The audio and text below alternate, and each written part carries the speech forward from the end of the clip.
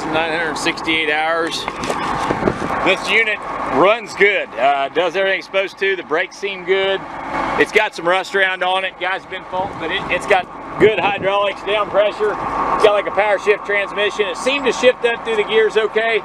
It didn't register all the time in third and fourth on the thing, but I could feel it going through the gears. So I think that's all right. There is some cancerous rust right here on this fender, right here on this left side, where you get in the cab, right here where you get in the cab. I mean, I think it was a county machine. We got it on silver traded in. It does have a shut off in the back. But the thing sounds good, it runs good. It's got dual stick controls, one for the up and down and the dump.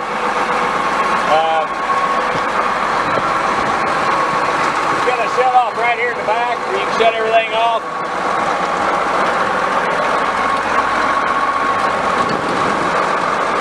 I think we have at one time here put batteries in it.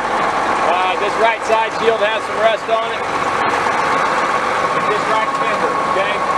Just pointing out the bad, but it's a new HOLLAND loader. It's not all that old. I don't know if we got the year or not, but it's going to be sold absolute on Tractor House Auction. Just to trade in, but you can see it's got a little crack in that front glass. I think you'll see, but as far as running wise, it fired right up.